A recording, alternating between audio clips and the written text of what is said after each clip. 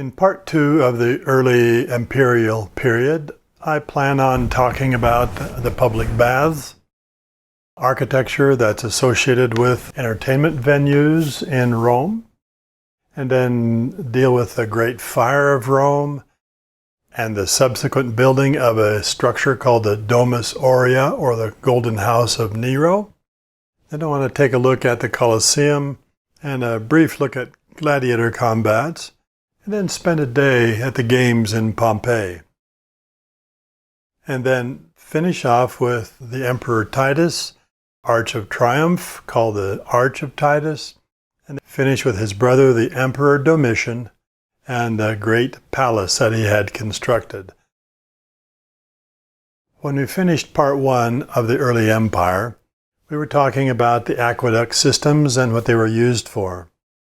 One of the most voracious consumers of water in a Roman city would have been the public bath. Virtually every Roman city had a public bath.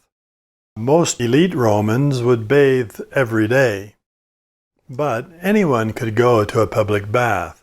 They were free to everyone, or at a very just token price, except for slaves. When the empire fell, the public bath systems was one of the most lamented losses after the fall of the empire. Why did they disappear? These establishments were incredibly expensive, complex, and very difficult to manage and to build. And to keep the water flowing constantly required tremendous effort in engineering. And people following the fall of the Roman Empire simply couldn't maintain these very extravagant establishments. Now, imperial baths deliberately were appointed with almost palatial-like beauty and splendor. That was deliberate on the part of the emperors because no common Roman citizen could ever actually experience an imperial palace. They could spend a day at the local bath. And so a typical Roman citizen could spend the entire day lounging in the palatial surroundings that were typical of the bathing establishments. Now, most of the establishments had the same general parts, of course, depending upon the size of the structure, but typically they would have an outdoor swimming pool, a room specially set aside that contained a cold water pool called a frigidarium, and then another room with a warm water pool called a tepidarium, and then finally a third room with a hot water pool called a caldarium. In addition, they would have an entire underground complex in order to service the establishment. The small ones wouldn't have this, of course, but the large ones needed this entire complex of underground storage areas and furnaces to keep the establishment running properly. Here we see our overview of the city of Rome, and down in the southwest corner we see a park-like setting that's a favorite venue for tourists today. It's called the Baths of Karakala. Karakala was a Roman emperor who accomplished no great deeds, really, except for the building of these baths. For the most part, most of the bath structures are completely gone today. There's only a few ruins that still remain here and there for the most part. And the baths of Karakala are some of the most impressive ones. You can see here that these walls made of opus latericium, and they would have been covered with beautiful veneers of colored stones and marbles and other materials, floors covered with mosaics, the ceiling perhaps with mosaic or maybe even painting, fresco painting.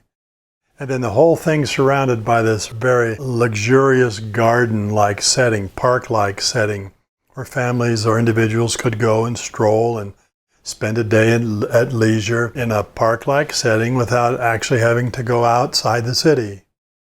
The baths of Karakala were, at the time at least, the largest and most lavish baths in Rome. Here's a model of the way that we think it may have looked. As you can see, the whole establishment is surrounded by an enclosing wall, And then the buildings themselves, the complex of the rooms and so on that compose the bath, are areas where you could have those bathing pools. In addition to the bathing, you'd have exercise courtyards, libraries, meeting and lecture halls, salons, gaming rooms, and more. In other words, in ancient Rome, these baths were kind of the equivalent of the most luxurious spas in our own modern day world. But the difference is they were free to use instead of having to pay expensive memberships to indulge today.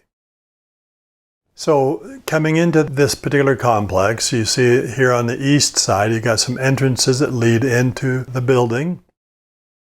And then the roofs, some of them using cross-barrel vaulting or semi-domes, cover the spaces where the activities would be taking place. And then this large circular structure here covered with a dome is the location of the caldarium in this particular establishment. Then beyond the gardens, you have a large building that is basically a water reservoir for holding all of the water necessary to maintain the establishment throughout the day. And beyond that, you see this aqueduct that was purpose-built just for this bath. And so providing water constantly throughout the day and night, as far as that goes as well. And then from the great cisterns and reservoirs here, the water would be fed into the establishment through underground pipes, keep everything plentifully supplied with water, and then the wastewater would be drained off in large drainage pipes down to the Tiber River. This gives us an idea of the way that the interiors of these baths may have looked, these imperial baths at least, lavishly appointed with beautiful columns and mosaics and floor patterns and colored marbles and other stone lining the walls. This one happens to be a Catholic church in the city of Rome today, but it was adapted from one of the imperial baths of ancient Rome. So the walls and columns and floor undoubtedly have been replaced at various times over the centuries, but for the most part retains the appearance of the way an imperial bath would have looked. This cross-barrel vaulted ceiling was completely replaced at some period during the Renaissance, I believe, in this particular case. But it gives you an idea of the lavish nature of these bathing establishments and the scale and vast interior spaces that were made available. Then here's a black and white photograph of Penn train station in New York City. Again, gives us an idea of the vast scale and the soaring vaults and copious amounts of light for the enjoyment of the bathers. This particular train station, in fact, was deliberately based upon what was believed to have been the way the baths of Karakala would have looked. So it gives us a pretty good idea in the modern world of what it would have been like to spend a day in the baths in Rome. Here we see in this illustration, again, the bathing establishment in use. As you notice, all the patrons are male in this particular case, but don't take that to mean that the women could not use the bathing establishments, because they were certainly welcome there as well. It's just that with a particular Roman bias toward the indiscriminate mixing of genders, the men and women did not bathe simultaneously. So the women either had special times during the day when the baths would be open to them, or perhaps on alternate days or whatever. But the Romans did not allow the mixing of genders in establishments like this. In fact, this is a side point. It's one of the reasons that the Romans were suspicious of the Christians, because the Christians allowed indiscriminate mixing of males and females at their public gatherings, and that seemed unseemly and perhaps even immoral from the Roman point of view. But also you'll notice in this image that we've got some sculptures here that adorn the halls.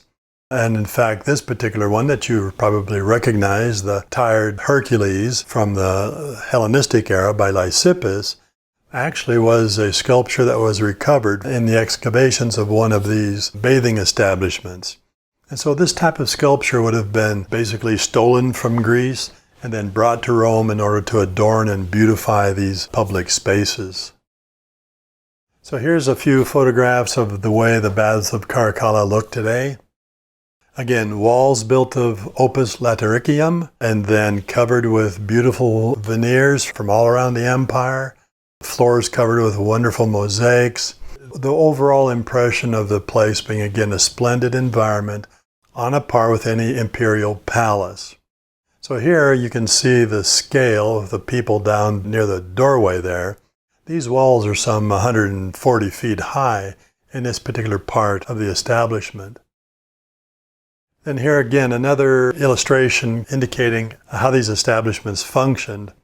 So we've got frigidarium and a swimming pool fed by aqueduct water, so right off the aqueduct, probably pretty cold. And then inside, you've got the caldarium that would be heated by subterranean furnaces that you see illustrated here. Now, it's interesting to note that modern studies have shown that the baths of Karakala had some 50 of these very large subterranean furnaces that were needed in order to keep all the water heated and other amenities made possible. So in order to have the underground furnaces functioning in a proper manner without creating too much heat and smoke underground, the Roman engineers devised a very clever system called a Hypocost System that would carry away the smoke up to the roof level and out into the air, and then also at the same time provide some what we might call central heating. So here's an illustration of the way that the hot water in a caldarium could be kept heated with these furnaces. So as you can see here, the floor of the pool would be built up on fire bricks, as you can see here with these bricks holding a floor up. And then in the space underneath, you'd have the fire would be kept burning. The slaves would keep the fire stoked and burning hot here. That, of course, is going to generate a good deal of smoke and excess heat. And so that smoke and excess heat was carried away through these exits in the wall in which these terracotta pipes were laid during the construction process.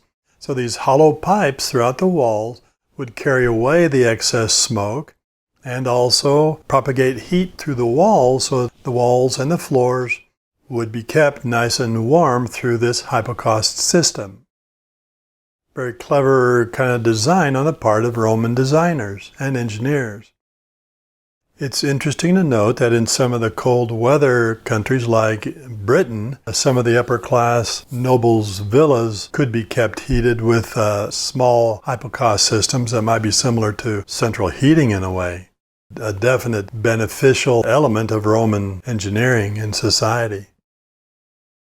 So now let's take a look at public entertainment and the kind of architecture that was developed in order to accommodate entertainment needs of the Roman society. So public entertainment came in a variety of forms, and the Romans loved their entertainment. And so these events are the types of things that the Romans enjoyed. So athletic events, circuses, theater, and gladiator combats. And each one of these had a specific kind of architecture that was associated with it to accommodate its needs. So for the athletic events, it would be stadia. For circuses, now in the case of the circus, we don't mean a place where you've got elephants and clowns and entertainments going on like that. Not the modern day circus. A circus in ancient Rome is a chariot race course. And we'll take a look at the most famous of those here in just a bit. Then, of course, theater, borrowed from the Greek theater design, except they're freestanding instead of being built against the side of a hill. And then finally, gladiator combats. The types of architecture that would be used for that would be amphitheaters. In other words, two theaters stuck together facing one another. And we'll take a look at that a little bit later. So to begin with, an example of a stadium. This is the Stadium of Domitian, one of the Roman emperors in this early imperial period.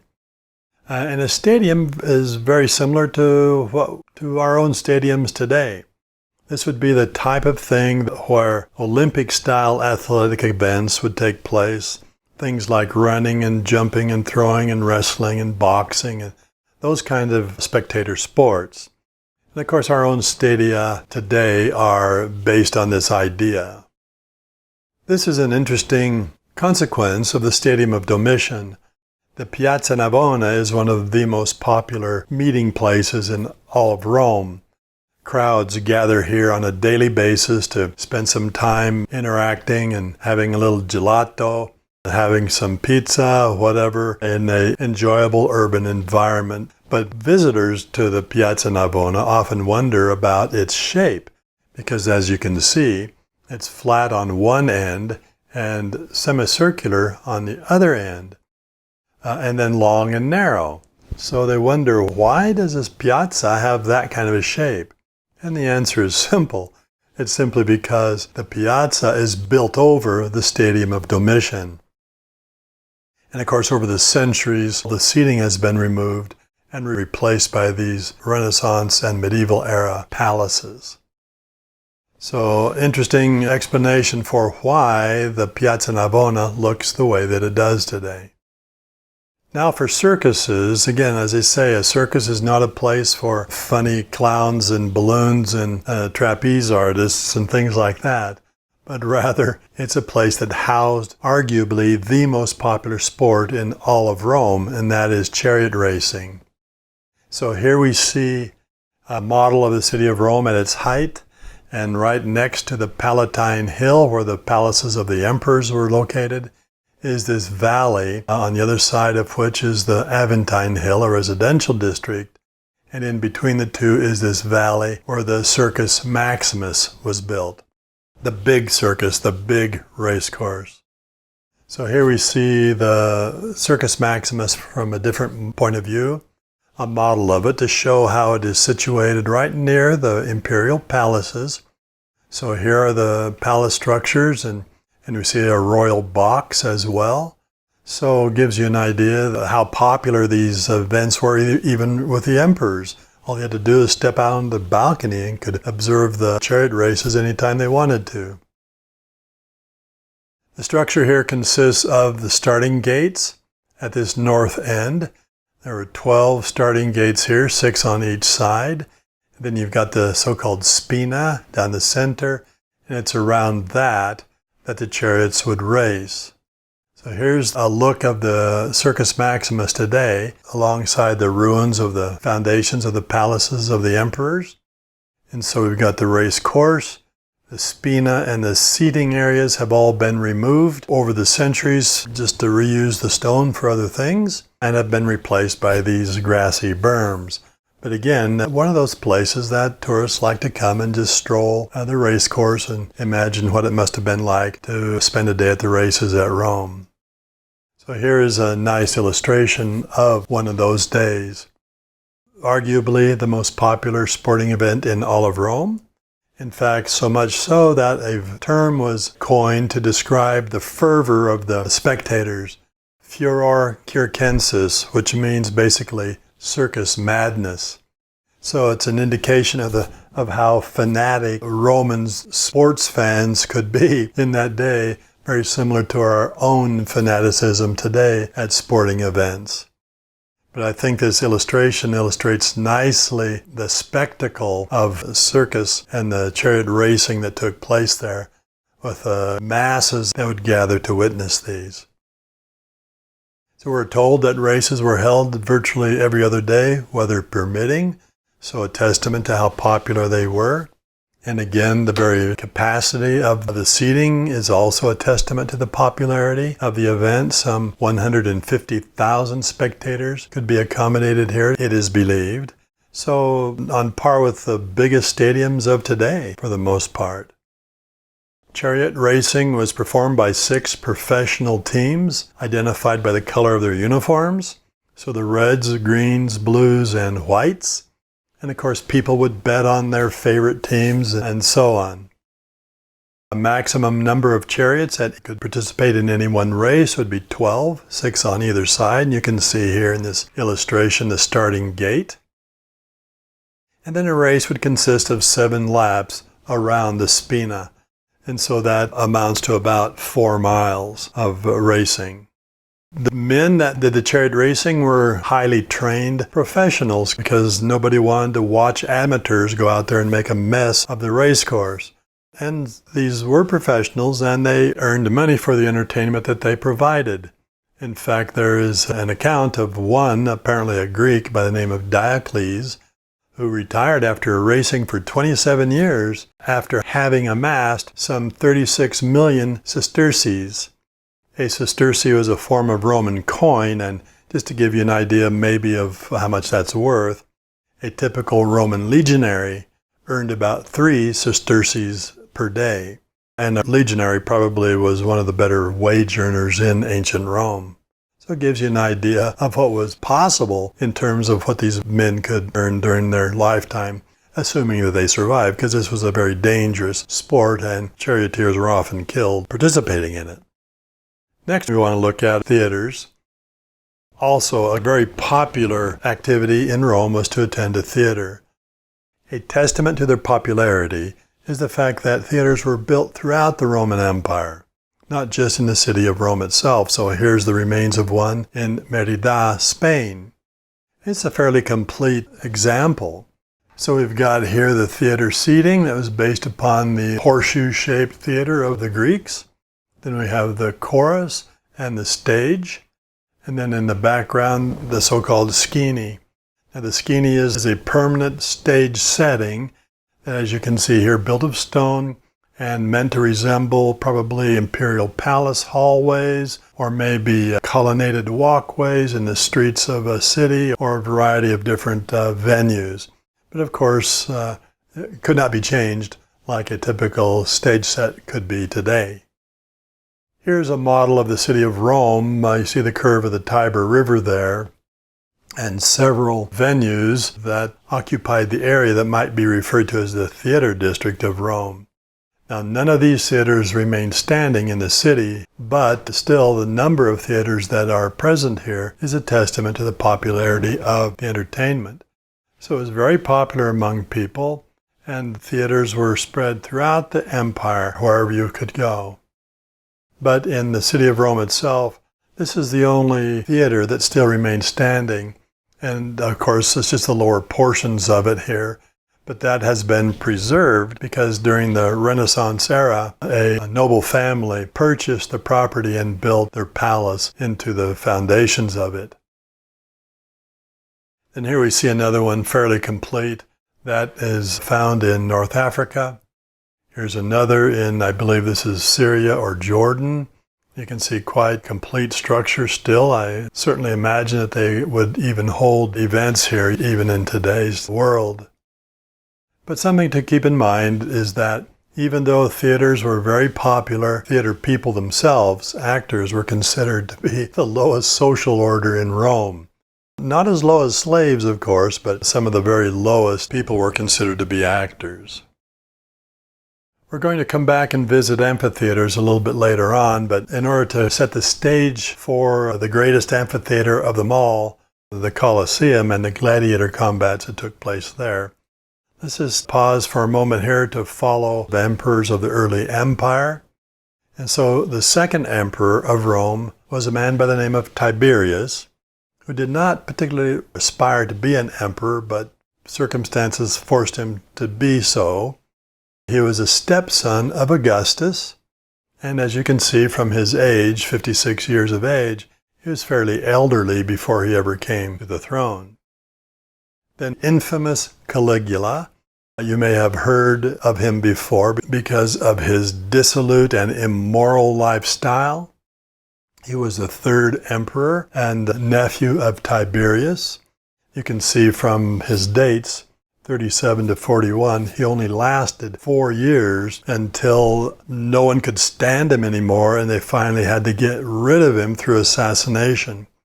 So he was assassinated by his own personal guard, simply because he was such a dissolute individual and immoral and debauched person and brought about a lot of pain and suffering among the citizens of Rome for his own pleasure that finally a decision was taken by his imperial guard to simply get rid of him. Upon his assassination, his uncle Claudius was appointed to the throne by the Praetorian Guard, the imperial guard. As the Praetorian Guard rampaged through the palace following the death of Caligula, Claudius was found cowering behind a curtain, and the Praetorian Guard appointed him immediately the next emperor. He too was fairly elderly when he came to the throne at 51 years old, but proved to be quite a good emperor, quite frankly, and ruled for some 13 years before he too was assassinated by his wife, who poisoned him with a plate of poisoned mushrooms. The reason she did that was so her own son, the stepson to Claudius, could accede to the throne without hindrance. And this son was the infamous Nero. So Nero is our fifth emperor, ruling from 54 to 68 AD. Now here's his official portrait, and when you think of Nero, typically the image that comes to mind is of someone that is self-indulgent, lover of luxury, vice, and profligacy, someone that was an absolute despot who abused his power in many different ways. Or also there is another view of Nero that we see here in the same portrait, but just from a different point of view, that shows us a bit more of an appealing individual. And this view of him sees him as a misunderstood, innovative urban designer and musician and lover of the arts. So which one is he? Well, quite frankly, he was both. But let's take a look first of all at the one that is less commonly perceived, and that is the innovative urban designer. Most of you have probably heard of the Great Fire of Rome. This took place in 64 AD, during which fire started in the southern portions of the Circus Maximus and very quickly spread out of control and burned down or damaged 10 of the 14 districts of the city. So a great disaster. Now, oftentimes when we think of Rome, the image that comes to mind is a magnificent city with paved streets and marble buildings and ostentatious public structures, magnificent palaces, and so on. But that's only a part, and a small part, of what the city was like. In fact, Rome was a city of some 1 million or 1.5 million inhabitants. It was a vast, sprawling area, very crowded, very dirty, very unsanitary in many ways. And because of the way that it had been built from the early days on, it had become a fire trap in many ways. So thousands of insulae, like you see here in this illustration, were built throughout the city, and these were all built from, for the most part, flammable materials.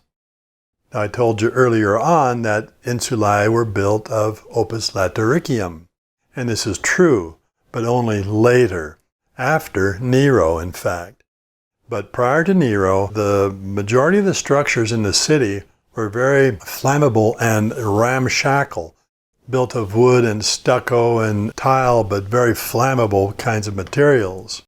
The construction methods were quite shoddy, and the reason for that is because, of course, landlords don't want to spend any more money than they have to on these apartment buildings, and so built with very shoddy techniques to begin with, prior to Nero. Also, the streets were very narrow, almost like a medieval street that you see in movies and so on. So here's a recreation of a typical street in Rome. Very narrow, twisting, winding streets in which the insulae share many walls and kind of lean over toward each other over the tops of the streets. And of course, this makes for a fire hazard.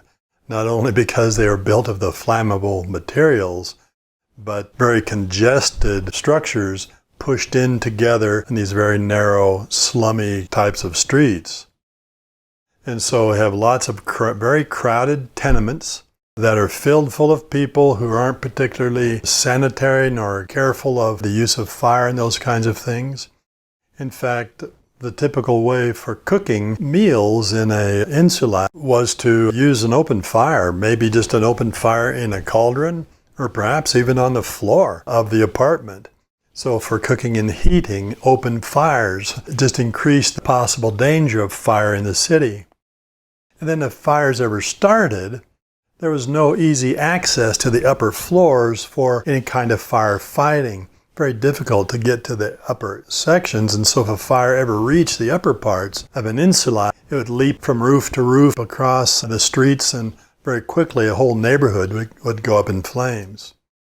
And then unfortunately, there was a fire brigade that was actually established by Caesar Augustus, but it was woefully undermanned, just a few thousand individuals for a city of 1 million inhabitants. I mean, no way that they could adequately fight any fires.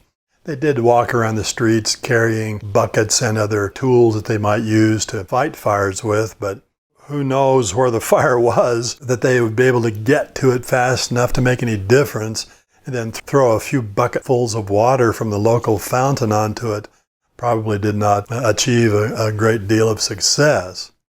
And so as a consequence, in the city of Rome, there were small fires that occurred virtually every day. And a consequence of that was that sometimes neighborhoods would burn down, and there was virtually nothing that anyone could do about it except rebuild into smoldering ruins. Well, in 64 AD, a small fire grew very quickly out of control. Now, nobody knows exactly how it started, but it seems to have started in the southern end of the Circus Maximus and then spread very quickly through these narrow, crowded, congested, ramshackle streets, burning viciously as it went, and the fire brigade had no hope of controlling it at all until finally virtually the entire city was on fire and burned for something like a week long. And by the time it had finally burned itself out, 10 of the 14 districts of the city were virtually destroyed. Now, many people today blame Nero for having set the fire, and that arises primarily because his biographer put the blame on him. But that might not be totally deserved because, first of all, he wasn't even in Rome at the time the fire started. That doesn't mean that one of his agents couldn't have started it, but the question would be, why would he want to burn down the city?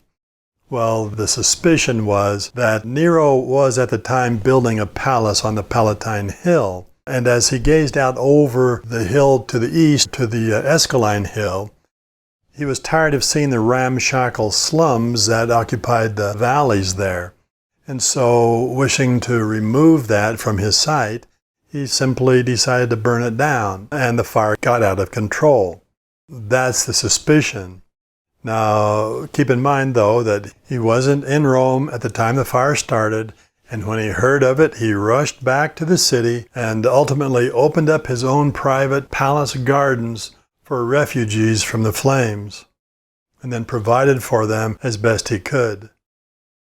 Now, after the fire was out, then he was faced with a tremendous task. In other words, the city lay mostly in ashes. And so one of the things that he did was to organize efforts to clear out all the debris.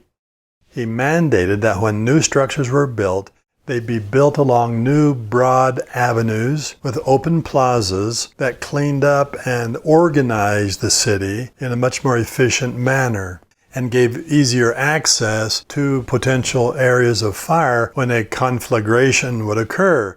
The fire brigade could get to it more quickly. Also, he decreed that as the new insulae were built, that they be built of fireproof concrete.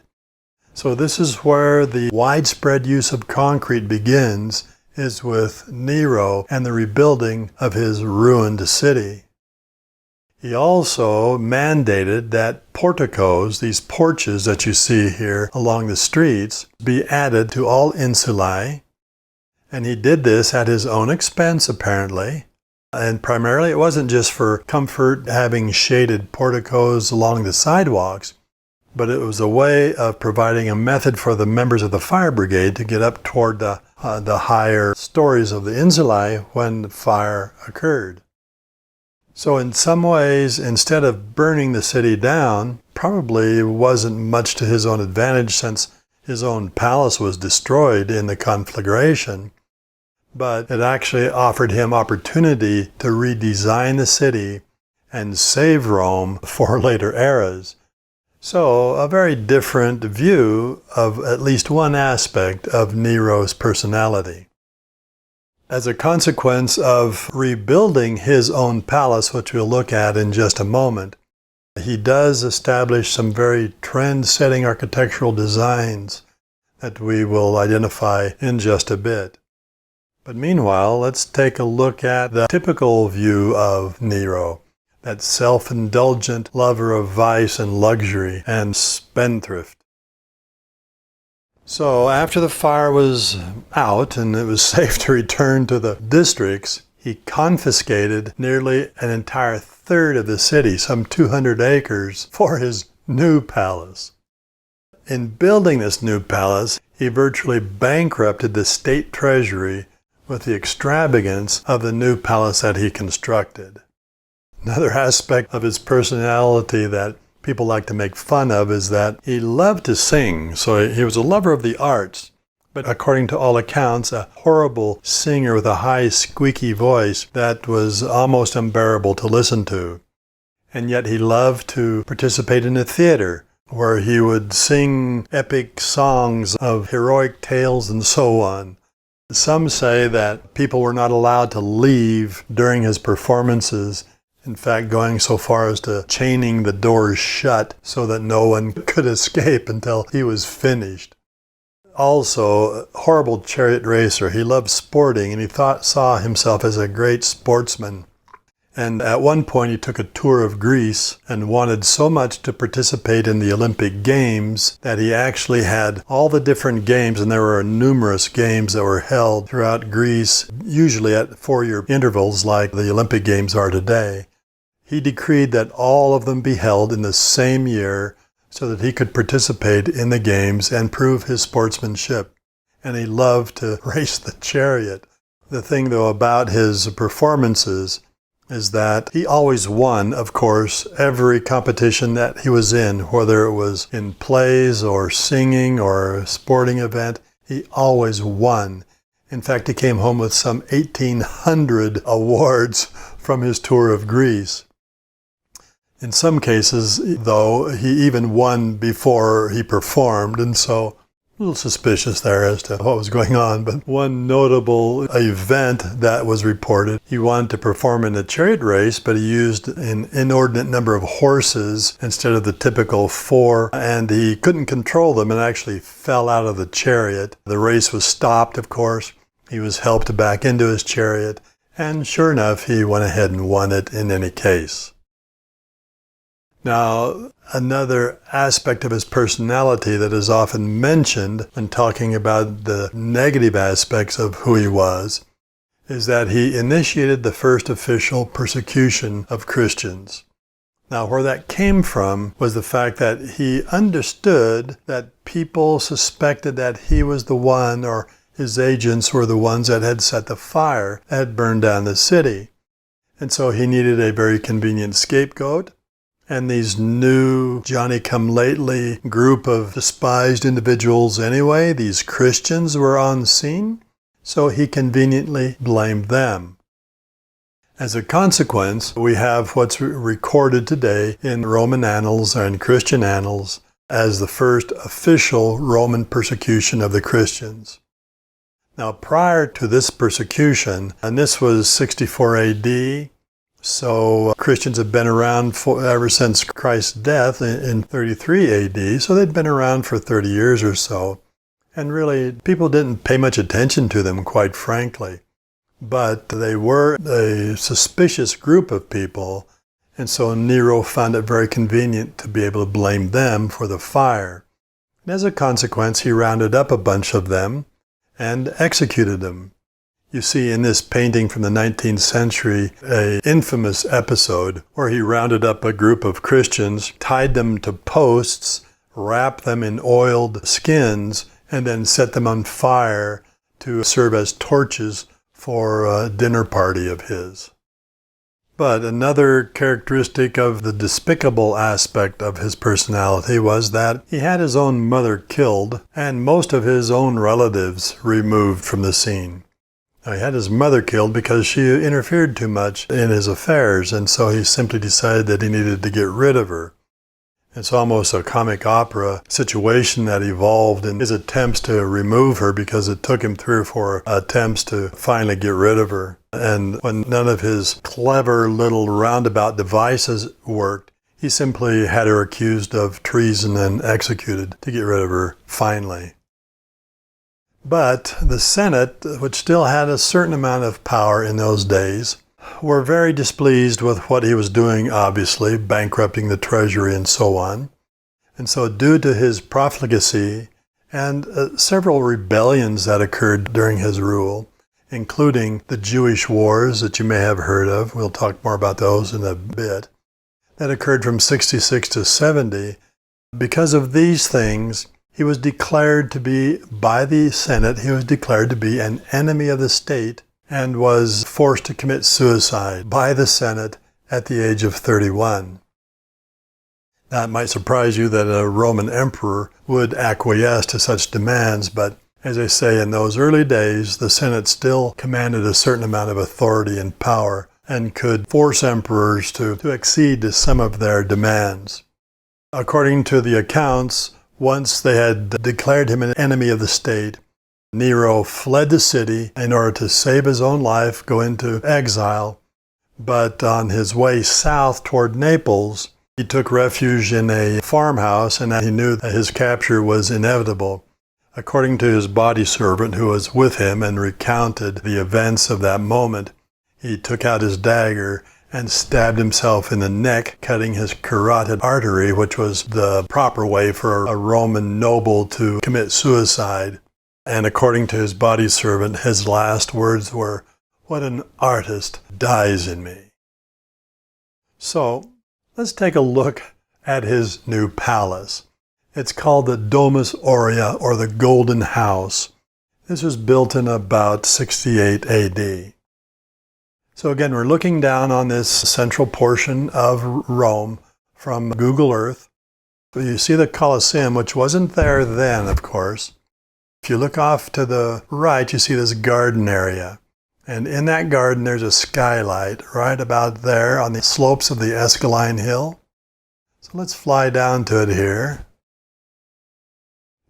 So any visitors strolling through the gardens here come across this skylight stuck in the ground and wonder, what in the world is that?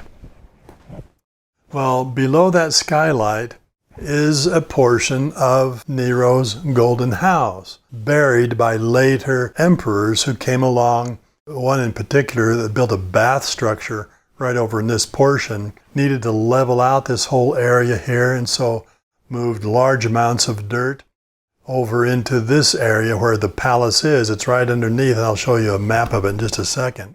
It's right underneath here, and effectively buried the palace. Portions of it have been excavated, and this is a skylight that leads down into the most important part of the palace, which I'll show you in just a moment. So again, he appropriated a third of the city, some 200 acres, to build his new royal residence. So again, as we look at this Google Earth image, you have to visualize the Colosseum as not being there at this time. So there is the skylight right there. Now superimpose the floor plan of his country villa. Now, of course, the country villa is built in the middle of the city for the most part. And so it's rather an extravagance that no one had ever conceived of doing before.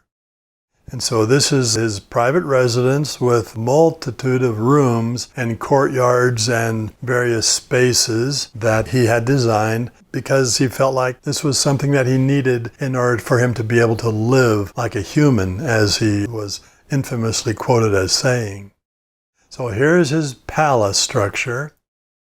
And then he had an artificial lake built nearby. Right here where the Colosseum is now, there's an artificial lake there. Right next to it, the public spaces, and then next to that, a colonnaded portico surrounding a pedestal that contained a 120-foot statue of himself in the nude in gold. Then here is a nice illustration of his palace, the private residence portion, and the artificial lake with a floating barge on it that he used for parties, then the public spaces, and portico and his statue. And then if you could see the rest of the painting, there's the Palatine Hill would be over here.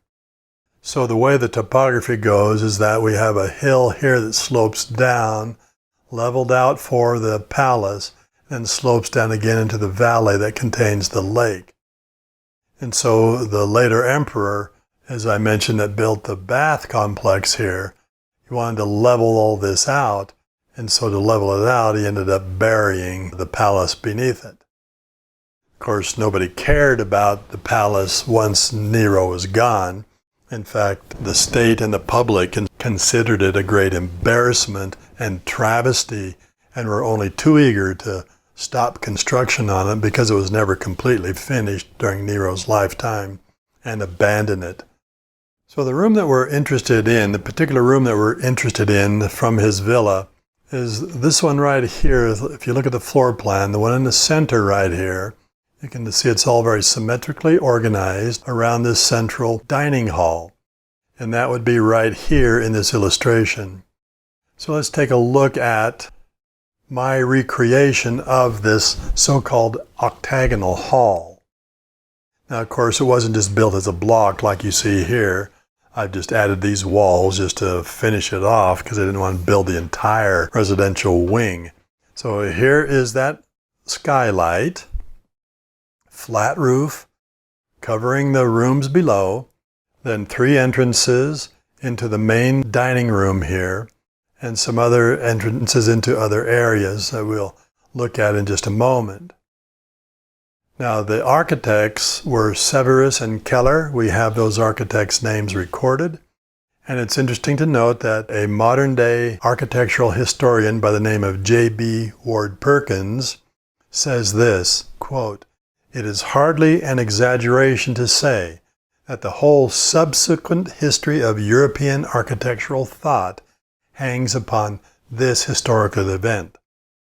Well, what historical event is he talking about? The building of this octagonal hall. So it certainly doesn't look very prepossessing from the outside here. Again, built with opus latericium as typical. But if we do a cutaway into the dining room itself, you'll see a rather remarkable configuration. So what this represents is a new way of building with concrete. So here I do a cutaway of my model, and it shows you these exterior rooms plus the central dining room itself. And so you can see the circular space inside, actually octagonal space on the inside, that rises up into a circular space above, and then opening out into this so-called oculus, or this eye or opening that allows light into the dining room area.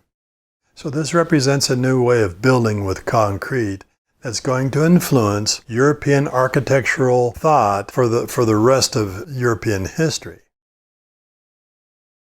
The thing that's significant here is that the use of concrete in this manner enables the architects to create shapes that are not possible with ashlar masonry.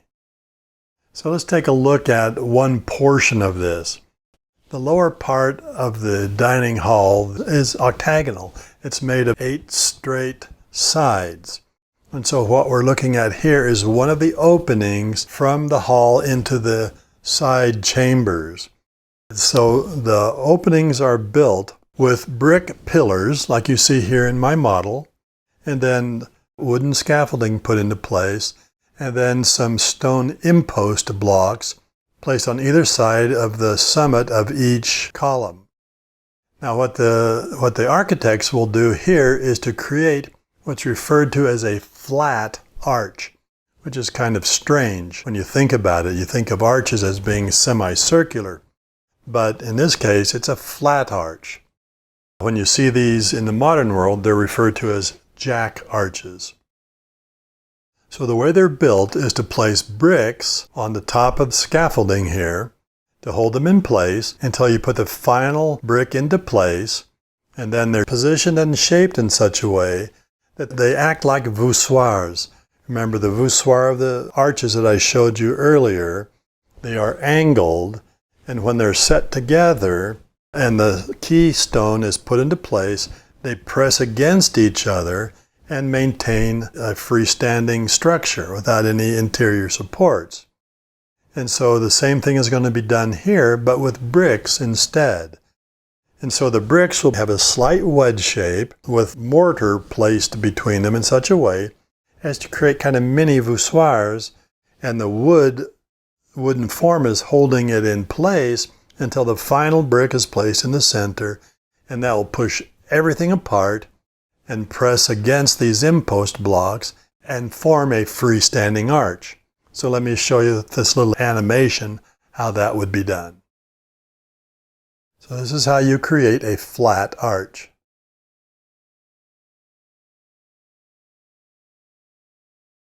You come in and place the keystone brick in place. Then you can remove the wooden supports and the arch is self-supporting. Now it seems like it would just collapse here in the middle, but again, these are acting as voussoirs in a true arch. So to show you that this works very well, here's an image of those openings framed by brick columns with a flat arch spanning the distance between them. And you can see clearly that they're very substantial because they're holding up the dome section, the roof section of the room. And the people standing in here gives you an idea of the scale of this structure. Okay, so I wanted to show you just quickly the sequence of how this was built. So these flat brick arches and columns arranged in an octagonal configuration. And then above that, you'd build wooden forms above this to hold this concrete in place.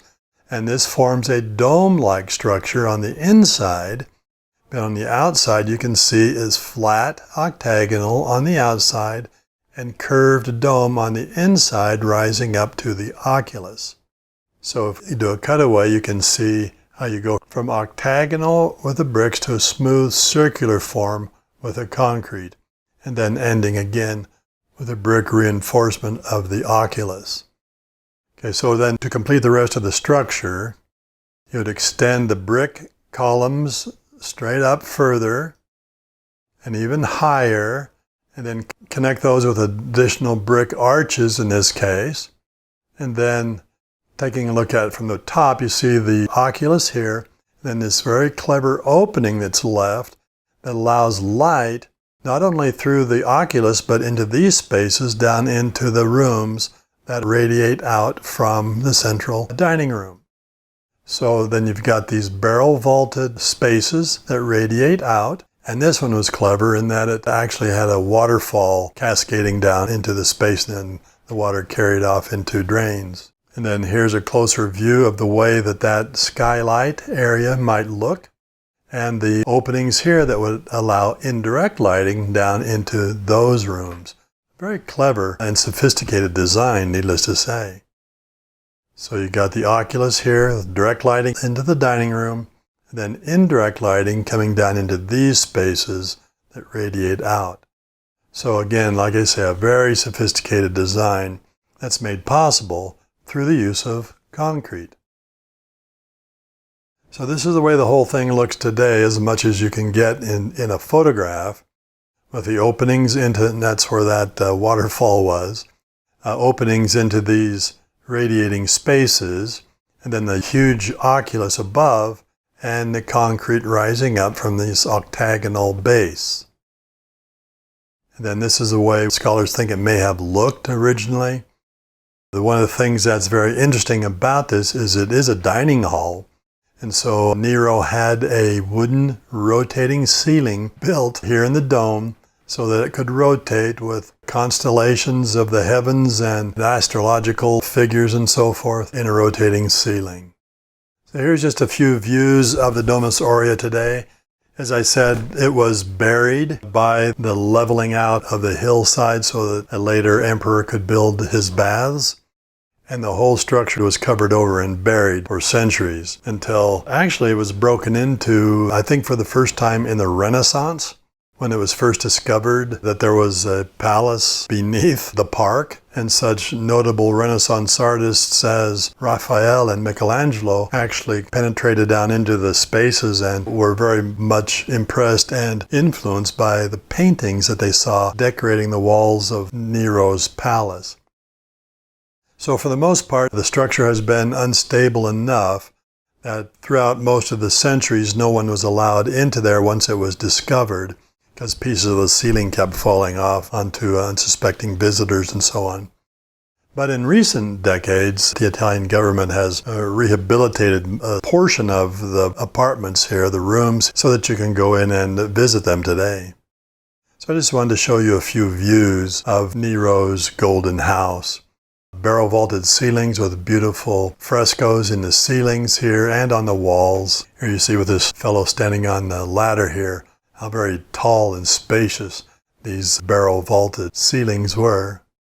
And then somebody recreated with 3D modeling the way that the interior may have looked with all of its painting, and you can see how beautiful it would have been. Of course, in those days, the time of Nero, it wasn't underground, right? And so you had natural daylight flooding into many of these rooms. And then here you see also an actual preserved room of one of Nero's apartments, and you can see the painting style, this fourth style painting that we've identified in an earlier lecture. And so this is the style of painting that was popular at the time of Nero. And it's interesting to note that during the neoclassical period in the 18th century in Europe, this became a very popular interior decoration style as a way of emulating ancient Roman interior decorations. Okay, so that finishes our look at the Emperor Nero. I'll leave it up to you to decide, is he despicable or is he admirable? I don't know that there's much of an argument there, but nevertheless, he did save Rome, certainly following the Great Fire of Rome, so is to be admired at least for that. And certainly for popularizing the construction in concrete of urban environments and introducing new ways of building. It's going to influence architecture from then on. But to get back to our look at sporting event or entertainment venues, we need to take a look at our next emperor, a fellow by the name of Vespasian. So Vespasian was Nero's most successful general. And as I told you earlier, one of the events that occurred during the reign of Nero was that the Jews revolted against the empire, the so-called Jewish Wars. This took place in 66 AD. And so Nero sent his most successful general, Vespasian, to Judea in order to put down the revolt.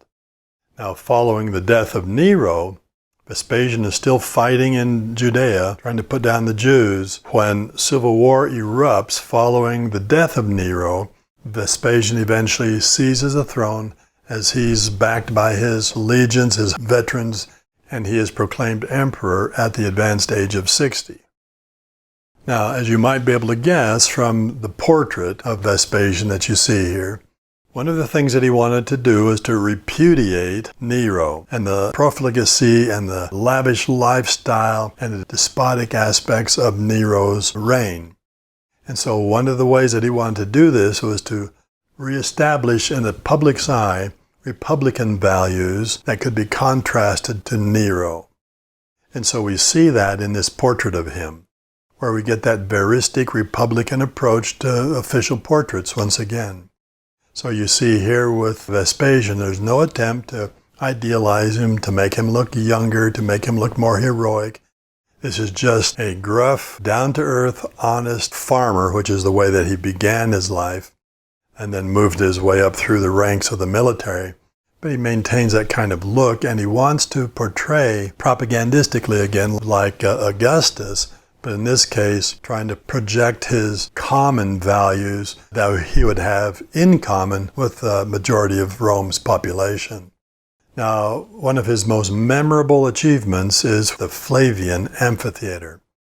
Flavian because Vespasian's family name was Flavius, and so this was given his name. But it was also given the name of Colosseum eventually by association with the colossal statue of Nero, which stood right next to it or nearby, which by that time had been converted into a statue of Apollo, the sun god, instead of Nero. Anyway, this is the way that it looks today, as you know, where the surrounding wall has partially collapsed. It's been buttressed here with brick buttresses during the Renaissance era by popes who wanted to preserve the structure because for them it was a monument to Christian martyrs who they believed at that time had been thrown to the lions in venues like this. So the popes wanted to preserve it, and it had become damaged in various earthquakes, and so the angled buttresses here that you see on these two sides were created by them in order to stabilize the structure as best they could. So one of the things that Vespasian is going to do in repudiating Nero is to abandon that lavish golden house of his, such an embarrassment to the state, and he will also drain the lake, and he'll build this venue for public entertainment on it and give it as a gift to the people, trying to ingratiate, of course, the people of Rome again in favor of the imperial office following the despicable and despotic reign of Nero. So as we look at our image here, our illustration of the palace and the lake, basically that's where the Colosseum would be built. So the lake is drained and the Colosseum is built in its place. Now this model gives us an idea of the way the Colosseum would have looked originally. It's not a circle, of course. It's an amphitheater, so two theaters stuck together, basically forming an oval. And in this image you can see the colossal statue here, originally of Nero, but by this time of Apollo, standing there on his pedestal. So called the Colossus by the people, and so the structure by association with it is called by the nickname of the Colosseum. Now this structure, interestingly enough, was built largely by Jewish prisoners of war that were brought back from the wars in Palestine, put to work here on this large public project. And it took 10 years to construct, from 70 to 80 AD. Large enough to accommodate, it is estimated today, about 50,000 spectators. So again, about the size of or capacity of BYU Stadium. So next time you are at a BYU football game, you can look around at a full stadium and visualize that that's the number of spectators that would have witnessed these gladiator events on a good day in Rome. So what was the site built for? Well, again, a venue for entertainment. In this case, blood sports, violent entertainment, gladiator combats, and animal hunts were held here in this venue. Take a look at it from ground level as it's seen today. Okay, you can see that is a towering structure composed of multiple levels of arches, and then the top comprised of a basically solid wall with pilaster strips on those walls. The pilaster strips are like flattened columns up here. Then also notice that there are some protruding corbels right here, little projections. Those are there to support wooden staffs that would be placed on each one of them, and they would be used in order to support a large awning that could be pulled out over the crowd, the stadium seating of the Colosseum, provide shade for the spectators on hot, sunny summer Italian days. So it's about 160 feet tall. And the foundations and the seating was made of concrete, not opus latericium, but just poured concrete. And then travertine is used for the exterior walls here. So these are not necessarily opus latericium walls covered with veneer, but these are built from travertine stone, which is a local stone that was commonly used in building structures in Rome. You can see with a multi-leveled structure like this one, you get an interesting assortment of classical orders, starting on the bottom with the Doric order. Next level up would be Ionic. Next level up is Corinthian. And then these pilasters are also of a Corinthian order. The niches here, at least the niches on this middle story, would have held the statues of deities and various heroes standing in the arched openings. And these openings on the ground floor, of course, are the entrances into the interior. The interior is very complex and ingeniously designed in order to allow easy entry and exit. So some scholars or people that can figure this kind of stuff out estimate that those 50,000 spectators could actually exit the building in something like 15 or 20 minutes. So faster, perhaps, even than BYU Stadium today. As we look at one of these openings, you'll see that it's a very interesting architectural order in a way. It's called a column arch order. And what it is a combination of post and lintel and arcuation combined together into a very interesting application that will be very influential throughout much of the rest of European history. You'll oftentimes see this column arch order used on public buildings throughout Europe. If you're wondering about the pockmarks in the stone, it's not war damage or whatever from World War II or something like that, but typically some of these stones would be held together with iron or bronze clamps, and those clamps have been extracted from the stone over the ages, and then the resulting openings have weathered into these larger pockmarks that you see all around the exterior of the building. As we go into the amphitheater, you can see that here's an example of a civic space that is used for reinforcing Roman identity. And this was very important for the Roman state, is for every Roman citizen to understand their place in society. And oftentimes these entertainment venues were designed in such a way as to reinforce that idea of Roman identity, so that whoever attended an event here, as they looked around the crowd at the other spectators that were there, everyone was in his place, and the place that they occupied helped to reinforce the idea that you were a part of that strata of society. So I'll talk more about that in just a moment here. A tourist that walks into this space is oftentimes rather shocked and surprised by what they see here in the arena floor. The obvious question being, how can you possibly have gladiator combats in a structure like that? Well, of course, it didn't look like that originally.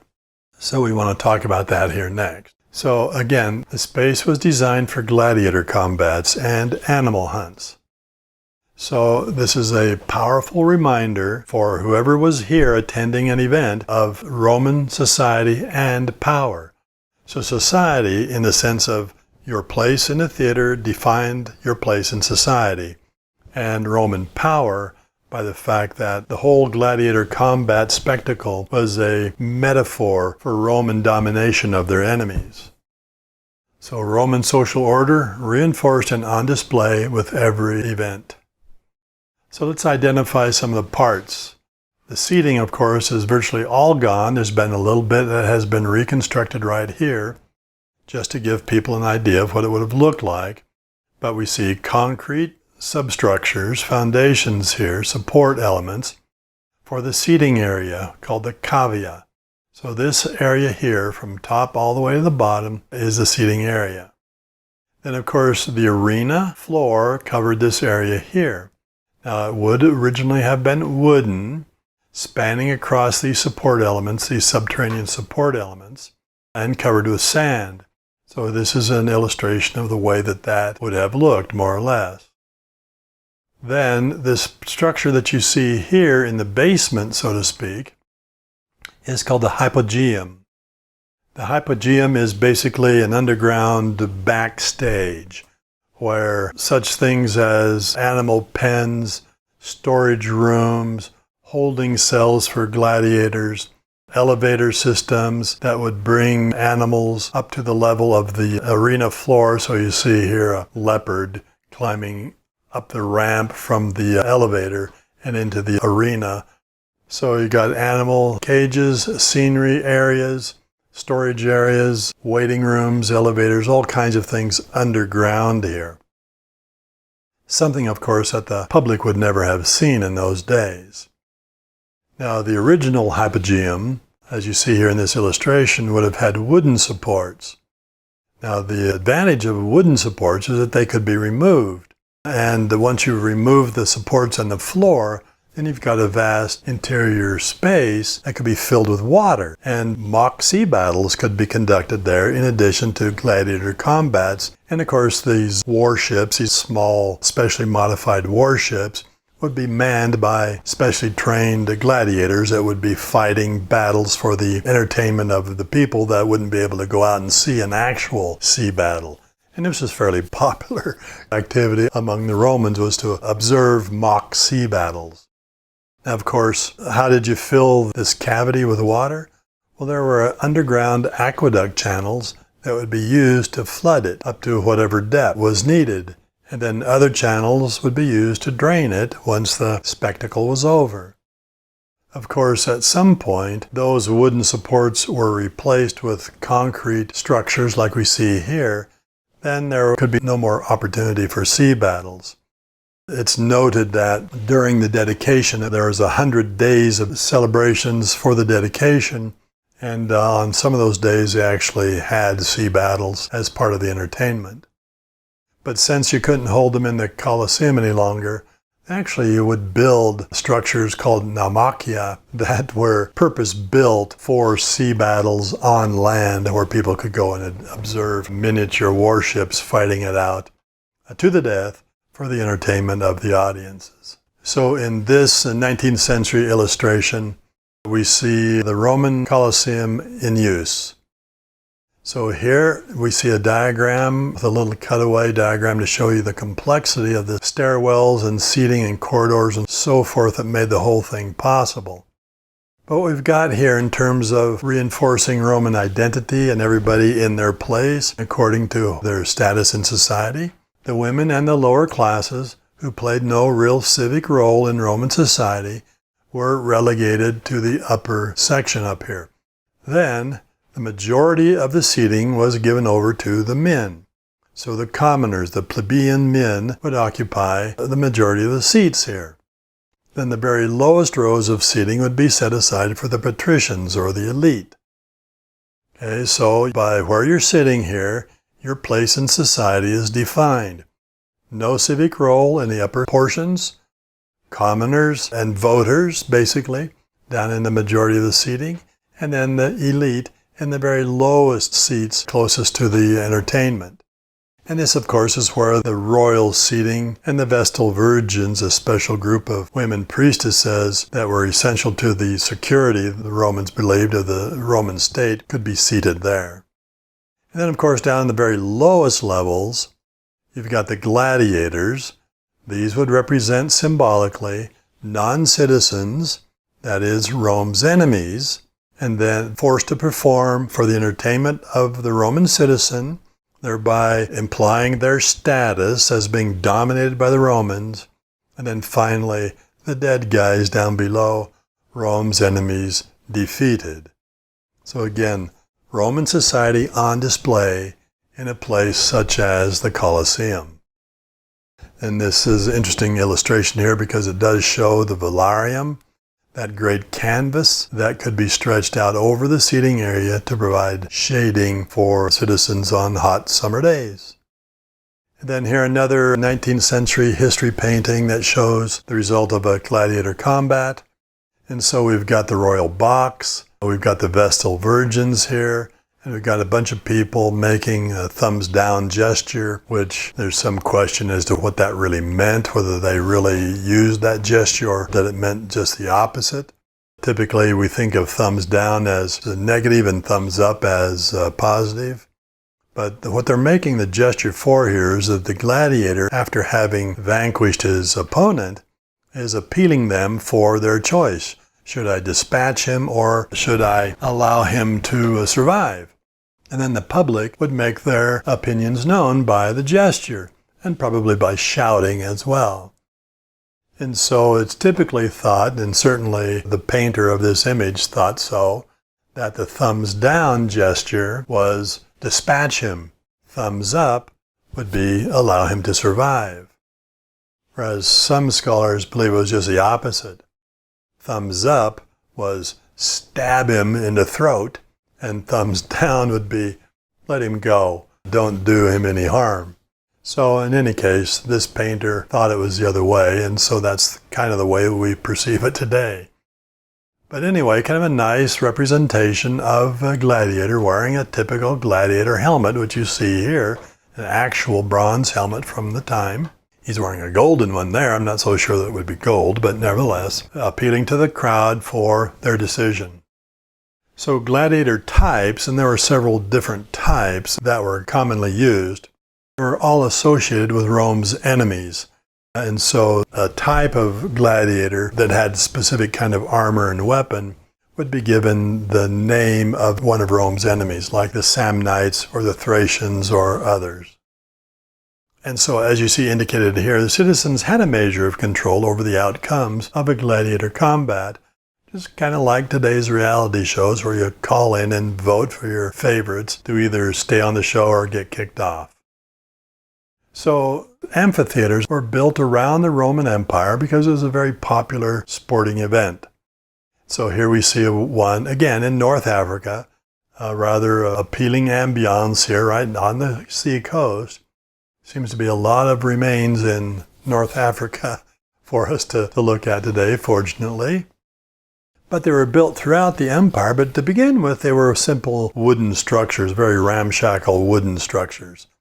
Interestingly enough, the very first permanent arena made of concrete was built in Pompeii, about 80 BC. So here you see the excavated amphitheater at Pompeii. We'll come back and visit this a little bit later on when we take a moment to have our day at the games, so to speak. Now, gladiator combats had probably begun as funeral games during the Republican period, borrowed from the Etruscans, as I talked about earlier when we were looking at the Etruscans. Now, these were probably combats that were fought to the death, kind of in order to celebrate the passing of a notable figure. Some type of a blood sacrifice to honor the dead, perhaps. Now, these, by the time we get to the early empire, they evolve into major entertainment, not just funeral games, but entertainment and spectacle under Augustus. But also under Augustus, they are organized with rules that govern the combat.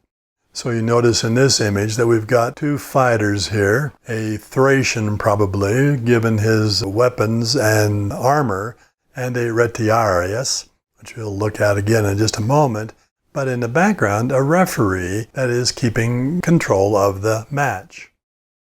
So death was not necessarily expected. We typically always think in our modern world, based on movies and such, that one of the combatants always died. But that wasn't necessarily the case. In fact, given the presence of the referee to make sure that all the rules were followed as it should be, a plea for mercy always had to be permitted of the combatants. In other words, it could be to the death, but if one fighter appealed for mercy, the referee must give him the opportunity to have the crowd choose whether he should survive or not. So here's a couple of mosaics representing this plea for mercy. A combatant would make a plea for mercy by raising one finger, like this guy is doing here, to appeal to the referee to let him quit the battle. You can see that he's giving up because he's been stabbed pretty severely in the leg here. This spurt of blood is gushing out of his calf. Here's another one where the referee is actually grabbing one of the gladiator's weapon hand to keep him from killing his opponent because that opponent is appealing for mercy. Then over here you see another one. Again, the referee stopping combat because this guy is raising one finger to appeal for mercy. So it's interesting that according to the records of the time, there was a Greek fighter by the name of Hermes. And these were all slaves, of course, highly trained slaves. But Hermes, a Greek fighter, was famous for being able to win his combats without killing or even wounding anyone. So it kind of goes a little contrary to what our modern expectations of ancient gladiator combats were like, being promoted by such movies as Gladiator, where it's all blood and guts, right? However, there was one character that was to be feared in a gladiator combat. And that was a character by the name of Charon. So someone would play the role of Charon, and Charon was the figure of the underworld that would ferry people across the river Styx, basically into Hades. And so Charon would come out wearing a mask with robes and a cape and hood, carrying a large sledgehammer, and Charon was there to dispatch either fighters that fought very poorly, or they were so badly wounded that they were going to probably expire anyway, and so he'd give them a good bashing in the head and dispatch them.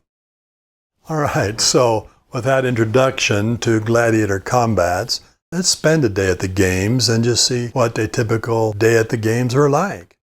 So let's do this at Pompeii. So gladiator combats were always advertised well in advance, usually by painting signs on the walls of buildings in the city. So advertising began on the city walls, usually months in advance, in order to get enough people at the games as to make it worthwhile. So here we see a plastered wall in Pompeii. I've removed the signage here with Photoshop, but let's put it back on so that we've got a sign advertising for the games. And this is what it says. 30 pairs of gladiators will fight at Pompeii from the 8th to the 12th of April. This will be a fight with wild beasts according to normal standards, and awnings will be used. So people don't have to just sit out in the boiling sun. So that would be an invitation to come to the games.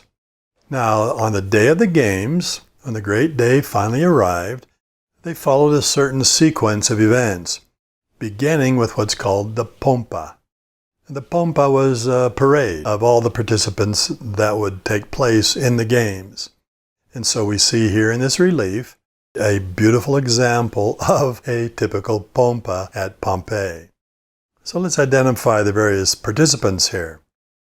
In the lead, we've got the sponsors. These are the guys that are paying for the games to be held. And behind them are musicians with their trumpets and other musical instruments, so that the crowds that line the streets to watch the parade go by got some music to keep them entertained, just like parades today, interestingly enough. Behind them, we've got the gods that are presiding over the games. They're being carried on this litter by the priestly attendants, following the musicians. Then following the gods, we've got the ludus logo bearers. So these guys that are carrying the standards of the ludus. The ludus is the gladiator school. Then behind the standard bearers is the lanista. The lanista is the owner of the school. And then behind them come the gladiators themselves, carrying their armor and their weapons as they march down the parade course, so that all the citizens of the city lined up along the sidewalks could see highly trained professionals as they go off to provide them with a day of entertainment at the amphitheater. So this parade, the Pompa, would begin at the gladiator school. Here we see where it was in Pompeii.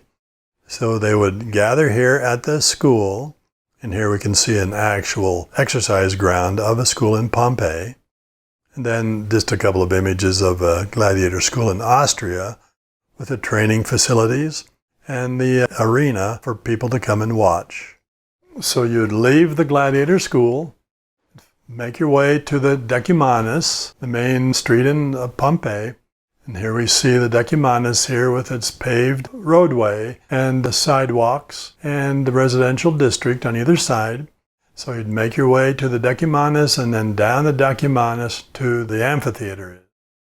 Now on the way to the games, of course, the public would stop, probably, it's going to be a day at the games, and so you got to get fortified with a little food to begin with, some snacks and so on. So you'd stop at the bakery and buy some bread. So this, of course, is a bakery here with a grist mill and the ovens that have survived the eruption of Vesuvius at Pompeii. And over here, a fresco showing this activity. So the baker with his stacks of bread, selling bread to the passers-by. And we see here a father taking his son to the games and how eagerly the son is reaching up for his loaf of bread. Or you might stop at the local snack bar along the way to pick up some wine and cheese or olives at a local snack bar. So here again we see a typical snack bar excavated at Pompeii that contains a countertop here with recessed pots that would be filled full of olives or perhaps soup of some type that you could buy and take to the games with you. These are fairly common in Roman cities, just like we have fast food restaurants today in our own cities. Romans had their fast food snack bars as well. And then probably you'd want to stop at one of the many fountains along the way that would be running with water 24/7, brought into the city by the aqueduct system, of course. And fill up your flask with cool water for a long day at the arena. So here it's kind of interesting to see this fresco representing these stacks of bread. And here's some actual bread loaves that have been preserved by the eruption at Vesuvius to show us what loaves of bread would have looked like. So wedges of bread that you could break off and just munch on as you walked along the route of the Pompa, or save until you get to the arena and have a little snack there. So once you come down the Decumanus, then you'd probably, before you get to the arena, you want to stop at the Palestra. The Palestra was a park, basically, that had a swimming pool in it, as you can see here at Pompeii, and then covered porticos. And it's in those porticos where the animal cages would be kept until the day of the games. So you could stop here and take a look at the animals that were going to be sacrificed for the entertainment of the people at the games. Then, once you've finished with that, you would enter into the arena. And as you can see here, it's not a very tall one, not like at Rome, of course. But as a common citizen, you would enter up this set of exterior stairs right here, and then into the seating area. You can see some of the seats here excavated in present-day Pompeii. If you were upper class, then you would go in through these tunnels, come out here, and then you'd go into these lower seats. So again, arranged according to public status in the seating at Pompeii. So a typical day of entertainment would begin with executions of criminals, if any, in the morning time. Then following that, you would have animal hunts in which bears and bulls and boars and other animals like that would be hunted down and killed, or get them to kill each other if possible. And the more exotic the animal, the more entertaining it would be. So maybe if you had something from Africa, like a rhinoceros fighting against an elephant or something, who knows, all kinds of exotic animals would be brought from the provinces in order to entertain people at the amphitheater events. But in the case of Pompeii, no big cats here like lions and tigers or leopards and those kinds of beasts, because those would endanger the audience, given the fact that the walls are rather low and there's no protective fence here that would be necessary in order to protect the audience from enraged cats leaping over the fence and into the audience. And then another interesting feature of gladiator games would be that throughout the day, every so often, periodic sprinklings would take place by the sponsors of the games. In other words, the people that are putting on the event, they want everybody to be happy and go home happy and feeling satisfied with their experience. And so they would conduct periodic sprinklings throughout the day. Now, what a sprinkling was is very similar to what maybe you have experienced at a college basketball game, where every so often during breaks or during timeouts, the cheerleaders go out in front of the crowd and start tossing little tokens, little souvenirs into the crowd. Well, basically that's what sprinklings were. The sponsors would toss little wooden tokens randomly out into the audience. Whoever caught one, of course, would get whatever gift was indicated on the bottom of the token. And these gifts could be anything from supply of bread for the next week, to wine, to maybe a slave. Even there were recorded instances where actual villas were given away, probably pretty small villas, but nevertheless, or habitations were given away in these sprinklings. And then at noon you would take a lunch break, and that would be free of charge at the expense of the sponsors. So obviously, putting on games was immensely expensive, especially if the games went on for several days.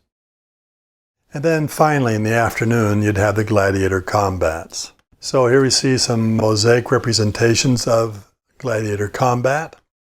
On the left, you see a couple of fighters that probably were Thracian type. As you can see here, one of them has thrown away his shield and is about ready to just grab hold of his opponent, which was a part of gladiator combat. You can see an interesting little speed line here showing that the shield is flying away. And over here you see a retiarius, which is one of the types of gladiators. And here you see a reenactment like this guy dressed up like a Thracian, whereas this one is a retiarius. And what the retiarius was is a guy that doesn't have much armor, and his weapon is a trident and a net. And so you see here, Retriarius has about won this contest here, or he's thrown the net over his opponent and entangled him in the net and is about ready to stab him, whereas the referee there is watching to make sure everything is done according to Hoyle. So gladiators for these events were rented from a ludus, a school, by the sponsor, who paid a fairly high price for good gladiators. If a gladiator was killed or badly wounded, then the lanista would require an additional fee from the sponsor for having lost this valuable property.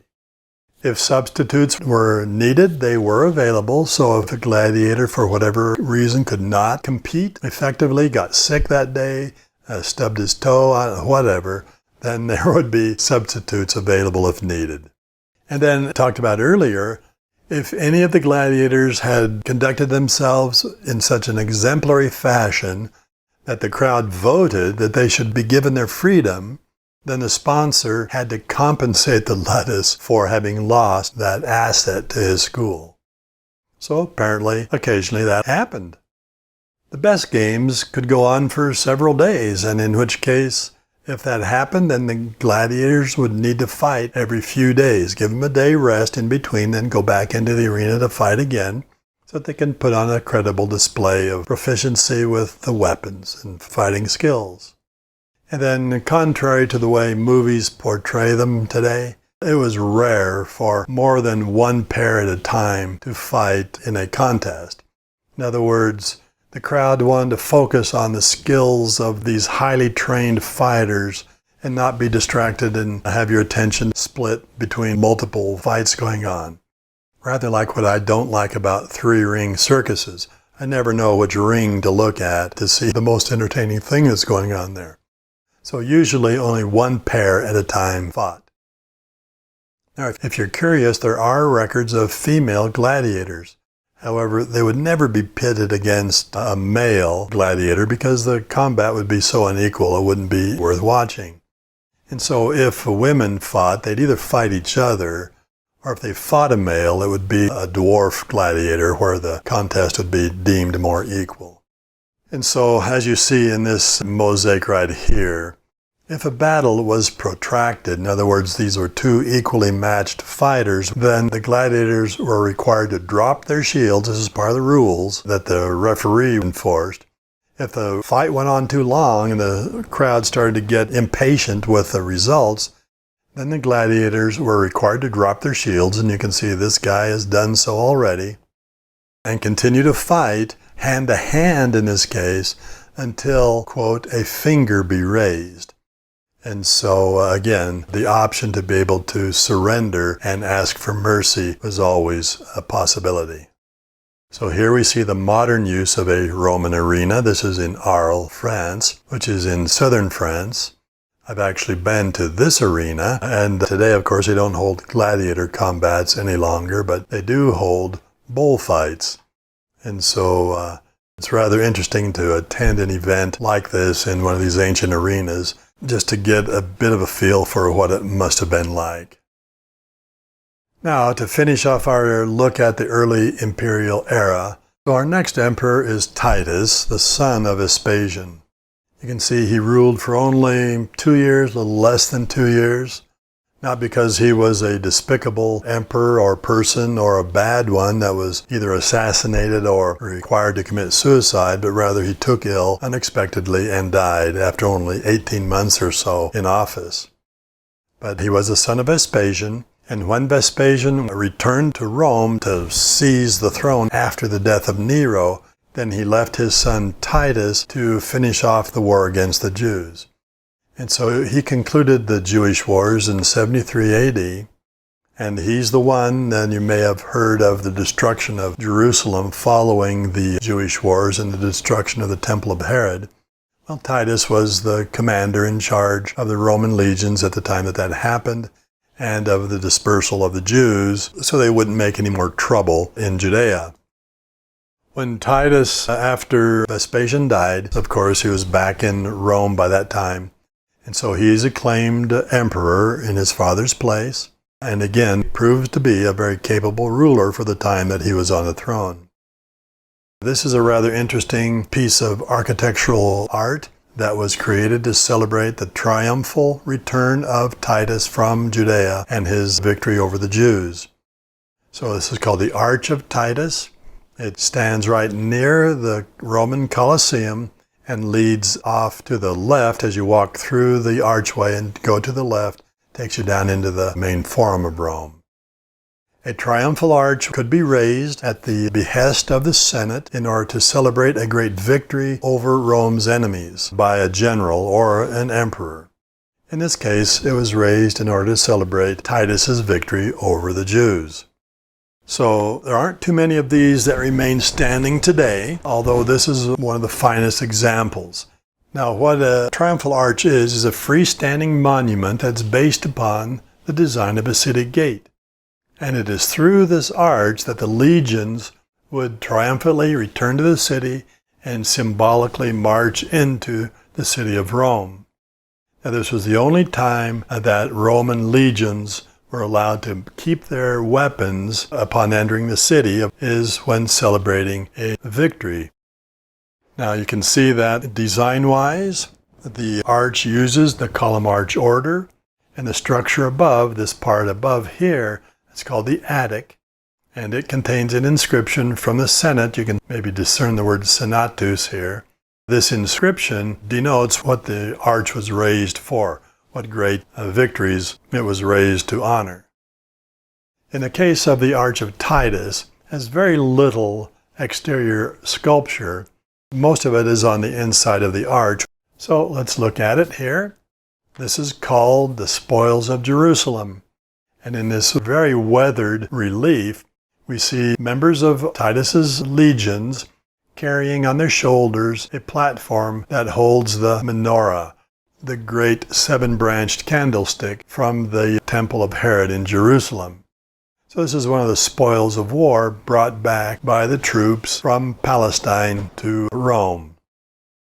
And so here are the soldiers marching in the parade and marching through a depiction of the arch itself right here in a rather interesting depiction of perspective. Now, if you're wondering what the great holes here on the top and bottom are, these are the result of a time during the Renaissance era when this arch was owned by a noble family that was at war, basically, with another Roman noble family, and they turned this into a little mini fortress. And so these are the holes, these are post holes, that were made in order to support logs spanning the arch from side to side so that they could create a little fortified space there. Despicable handling of a work of art, needless to say, but fortunately the major sculpture itself was able to survive. So recently a company did a high-resolution scan of this relief in order to be able to bring out as much detail as possible in what remains of it. And then they colored that in order to give us an idea of what this would have looked like painted. So again, an example of this propensity for Romans and peoples of the ancient world to color their marble sculptures. Then on the other side is another relief carving that represents Titus in triumph. So the emperor, as part of his triumphal parade, accompanied with his legions, marches into the city through the triumphal arch. And so here we see Titus in his chariot. So this represents the first Roman portrayal of divine beings mingling with mortals. So what we have here is Titus in his chariot. Behind him stands the winged Victory, a divine being. And then beside his chariot is a manifestation, an allegorical representation of the people of Rome in that male nude figure. And then out in front of those beautiful horses, we have a female representation of Roma, the city of Rome itself. So to finish Titus's very short reign, he's the one that completed the Flavian Amphitheater because Vespasian dies before it can be completed, and he dedicates it with 100 days of games including one of those mock naval combats. Now, it is also, unfortunately, during his reign that Pompeii is buried by the eruption of Vesuvius. So here we see a representation, a painting of the city of Pompeii with Vesuvius in the background. A very tall volcano, very tall mountain originally, but when it exploded with such force that it's about a third its height today. But you can see here in this representation the shoreline of the Bay of Naples coming right up next to the city gate. So here we see Pompeii as it looks today, and we see in the background the stump of Vesuvius. And then over here on the west side of the city where this greenery is, that's basically where the seacoast would have been. So as we look at this painting, this is actually a fresco from Pompeii that some artists actually painted the way the mountain looked, a rather steep pinnacle of a mountain. And then here's Google Earth image with Vesuvius here in the corner, the city of Pompeii there, and the Bay of Naples here now. It's about a mile from the city now, so erosion has filled in the shoreline, so it's about a mile removed from the coast now. So here you see the amphitheater, the decumanus, the forum, and so on.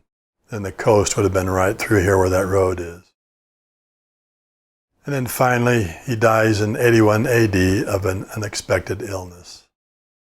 And he is replaced by our last emperor that we'll look at here from the early imperial period. And that's his brother Domitian, his younger brother Domitian. He's a second son of Vespasian. Unfortunately, he turns out to be another despicable character in the mold of Nero, another despot who led anything but an admirable life, proclaimed himself to be a god, in fact, and ultimately bankrupted the state treasury, thereby incurring the hatred of the Senate, not just through bankrupting the treasury, but also by his treatment of the senators and their wives, alienated the people, and then eventually was murdered by his household servants, one of whom pretended for several days to have an injured arm or a broken arm, so he had to wear a cast on it, so that Domitian would get accustomed to him wearing something on his arm, inside of which actually he hid a dagger, and with the dagger he assassinated his boss. But once Domitian was dead, then the Senate officially damned him, and he was very unceremoniously burned by his nurse and the ashes buried with no great ceremony. So he is damned and forgotten. But just a reminder, the Stadium of Domitian is built by him, and of course, again, the Piazza Navona, a reminder of that. And then one of his greatest architectural accomplishments was the building of his palace on the Palatine Hill. This is a cutaway view of someone's model of this very lavish palace that was constructed. And so a new type of palace that was probably as expensive as Nero's, but is a much more acceptable form and will represent a monumentalized version of a domus or a private villa, and basically will set the standard for imperial palaces from this time onward. So that finishes our look at the early empire period. Our next lecture will cover the high imperial period and the rather remarkable period of time called the era of the 5 good emperors that was considered basically the golden age of Rome. So we'll talk about that then.